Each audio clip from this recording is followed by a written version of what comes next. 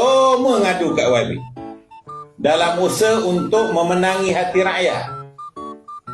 Tuan-tuan, saya tak cerita banyak lah mengenai peruntukan. Kita cerita pasal pergi kenduri kahwin. Kenduri kahwin 6. Hari ni tadi saya pergi 6. Bukan nak keluh kesah ke apa dah. Kita nak sebutnya, kalau kita bagi RM50 sebuah rumah, 6 kali 50, 300. Hari Ahad pula katalah 2-3 lagi kenduri. 3 kali 5, 100.5. Mana kita nak cekau duit-duit? Itu belum lagi yang datang ke pejabat dengan 1001 masalah. YB, anak nak sekolah, esok lusa tak ada apa lagi yang kami ada.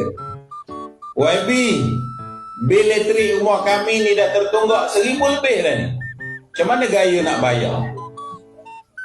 YB, ayah saya masuk hospital, keluarga saya masuk hospital, perlukan pamper, perlukan katil, perlukan kerusi roda, perlukan tongkat.